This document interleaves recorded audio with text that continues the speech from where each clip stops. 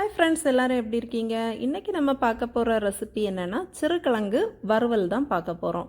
இது வந்து ரைஸ் கூட ஒரு சூப்பரான ஒரு சைடிஷ்ஷாக இருக்கும். ரொம்பவே டேஸ்டி அண்ட் ரொம்பவே ஹெல்த்தியான இந்த சிறுகிழங்கு இல்லைன்னா சேப்பக்கிழங்குன்னு சொல்லுவாங்க. இதுக்கு நிறைய பேர் இருக்குது. இது எப்படி செய்கிறதுன்னு பார்க்கலாம். ரொம்ப ஈஸியாக செய்யலாம். வாங்க வீடியோக்குள்ளே போகலாம். முதல்ல நம்ம இந்த சிறுகிழங்கை எல்லாம் நல்லா க்ளீன் பண்ணிடலாம்.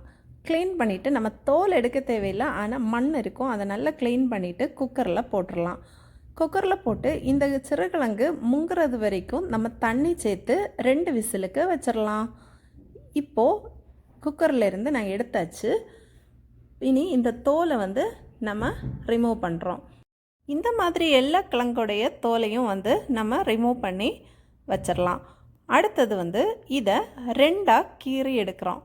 இது 2ஆக கீரை எடுக்கும்போது நம்ம இந்த வறுவலுக்கு வந்து ரொம்பவே டேஸ்ட்டாக இருக்கும். இனி நம்ம ஒரு பவுல் எடுத்துக்கலாம்.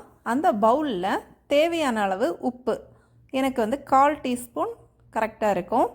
இந்த மாதிரி தேவையான அளவு உப்பு எடுத்துட்டு அப்புறமா 1/2 டீஸ்பூன் தனி மிளகாய் தூள் எடுத்திருக்கேன். ரொம்ப காரம் வந்து தேவைப்படுறவங்க கூடுதல் எடுத்துக்கிடலாம். அதுக்கப்புறமா நான் வந்து 1/4 டீஸ்பூன் மல்லித்தூள், 1/4 டீஸ்பூன் மஞ்சள் தூள் எடுத்து கொஞ்சம் தண்ணி சேர்க்குறேன். தண்ணி சேர்த்துட்டு இதை நம்ம பேஸ்ட் மாதிரி மிக்ஸ் பண்ணிடலாம். சின்ன ஒரு ஸ்பூன் எடுத்துகிட்டு நம்ம ஒரு மிக்ஸ் பண்ணிடலாம். லைட்டாக ஒரு பேஸ்ட் மாதிரி ரெடி பண்ணிடலாம். ரொம்ப தண்ணி சேர்க்க வேண்டாம். தேவையான அளவு கொஞ்சமாக தண்ணி சேர்த்து அந்த பேஸ்ட்டு வர்றது மாதிரி நம்ம வந்து தண்ணி சேர்த்துக்கலாம்.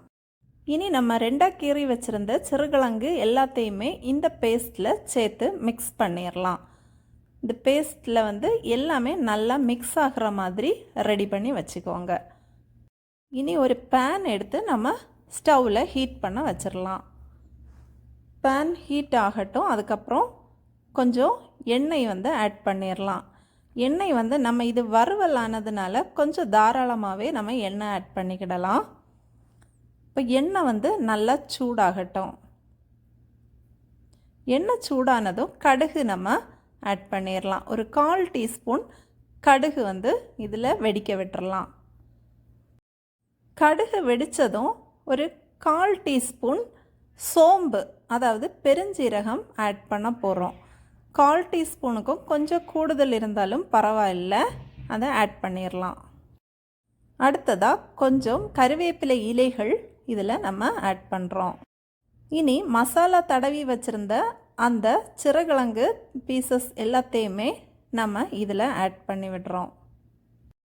இனி மீடியம் ஃப்ளேமில் வச்சு நல்லா இதை ஃப்ரை பண்ணி எடுத்துடலாம். நல்லா மிக்ஸ் பண்ண பிறகு மூடி போட்டு ஒரு 2 நிமிஷம் வேக வச்சிடலாம். நம்ம ஏற்கனவே இந்த கிழங்கு வேக வச்சனால அதிக நேரம் மூடி போட்டு வேக வைக்கணும்னு கிடையாது. பாருங்கள், 2 நிமிஷத்தில் நல்ல வறுவல் வந்து சூப்பராக நமக்கு ஃப்ரை ஆயிருச்சு. நம்ம ரைஸ் கூட சாப்பிடும்போது ஏதாவது ஒரு கறி கண்டிப்பாக இருக்கும். அது கூட இந்த வறுவலும் வச்சு சாப்பிடும்போது அவ்வளவு சுவையாக இருக்கும். நான் ரைஸ் கூட ஃபிஷ் கறி வச்சுருக்கேன். அது கூட இந்த வறுவலையும் சேர்த்து நம்ம சாப்பிடும்போது அவ்வளவு சுவையாக இருக்கும். ரொம்பவே ஹெல்த்தியான இந்த ரெசிபி உங்கள் எல்லாருக்குமே பிடிச்சிருக்கும்னு நினைக்கிறேன். நம்ம வீடியோ பிடிச்சிருந்தா வீடியோ லைக் பண்ணுங்கள், ஷேர் பண்ணுங்கள், சப்ஸ்கிரைப் பண்ணுங்கள், நம்ம சேனலுக்கு சப்போர்ட் பண்ணுங்கள். இந்த ரெசிபி செய்து பார்த்துட்டு எப்படி இருந்ததுன்னு சொல்லி கண்டிப்பாக கமெண்ட்ஸில் மென்ஷன் பண்ணுங்கள். நன்றி.